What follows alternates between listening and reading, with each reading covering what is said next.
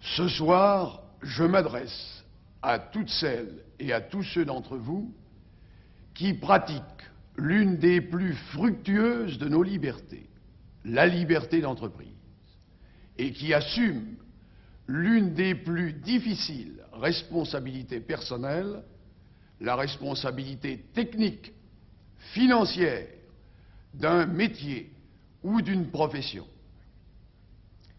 Agriculteurs, artisans, commerçants, petits et moyens entrepreneurs industriels, membres des professions libérales, je vous demande, dans le cadre de la grande confrontation d'idées qui caractérise cette campagne présidentielle et dans le cadre du choix de l'homme que vous allez faire demain, d'écarter résolument deux menaces qui pèsent sur vos entreprises.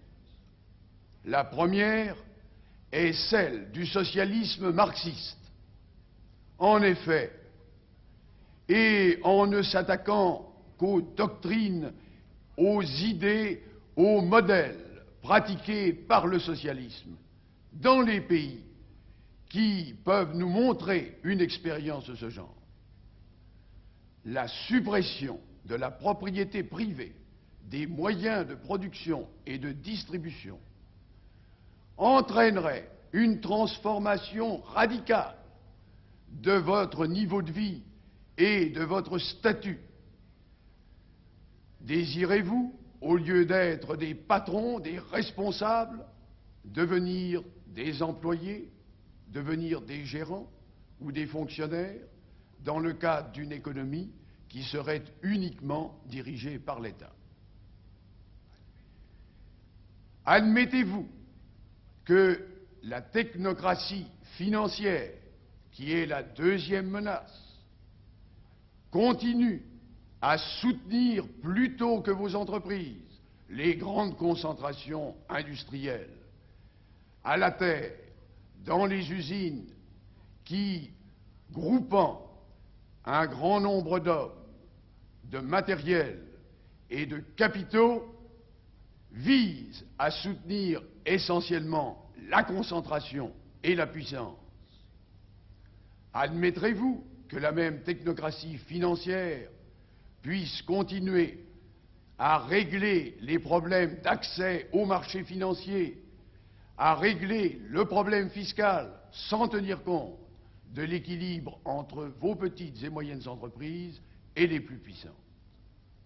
Face à cette double menace, celui qui vous parle vous propose trois séries de mesures complémentaires. La première consisterait à établir avec vous une véritable politique de dialogue. Vous vous êtes associés au sein de vos syndicats, de tous les syndicats, au sein des chambres de métiers, des chambres de commerce et d'industrie, des chambres d'agriculture. L'État devrait donc tenir compte du dialogue le plus large possible avec ces corps intermédiaires qui vous représentent naturellement. La deuxième politique consisterait à encourager l'accession à la propriété du sol, du fonds, en étalant le coût sur le maximum d'années. Elle consisterait également à encourager la pratique des contrats interprofessionnels entre producteurs de la terre, fournisseurs industriels, grossistes, détaillants, qui permettent d'atteindre deux résultats positifs. Le premier, de répartir équitablement les marges bénéficiaires dans le cadre de prix suffisamment décents pour correspondre à vos charges. Le deuxième résultat serait de présenter aux consommateurs le prix le mieux calculé sur un marché mieux organisé, la notion de service venant compléter la notion de profit. Et le troisième encouragement est celui qui consiste à développer l'enseignement alterné à tous les niveaux de nos écoles, de manière que l'élève, l'étudiant, puisse être orienté, si c'est son goût et si c'est sa capacité, vers l'exercice des métiers manuels. Enfin, je propose une politique d'arbitrage menée par l'État dans deux directions bien claires. La première, dans la répartition des charges sociales et fiscales entre les producteurs, entre les intermédiaires et les salariés. Le salaire fiscal est une nécessité de demain.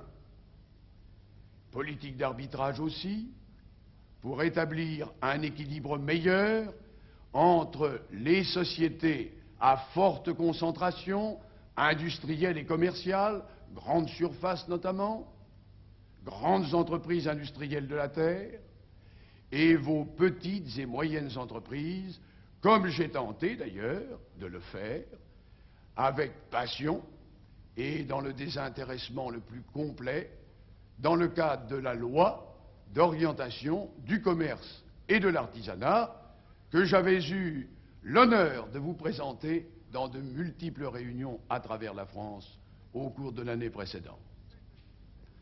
Cette triple politique de dialogue, d'encouragement, d'arbitrage, qui solliciterait tout à la fois l'association entre les hommes, une meilleure répartition des charges et des profits entre les entreprises, je peux la proposer authentiquement au peuple français, parce que pendant 10 ans, j'ai vécu au milieu des paysans, éduquant leurs enfants, parce que depuis 15 ans, au sein d'une ville en expansion, j'ai mesuré l'animation, la richesse des relations que le commerce, l'artisanat et les moyennes entreprises apportaient dans la vie profonde de notre France. Et enfin, parce que comme ministre, j'ai eu à tenter d'appliquer ce mot de l'accordaire entre le faible et le fort. C'est la liberté qui opprime et c'est la loi qui affranchit. Fortifier la loi d'équilibre dans l'ordre économique, faire pénétrer la morale dans l'économie française et mobiliser les efforts d'association, tel est l'avenir de vos entreprises. Vive la République et vive la France!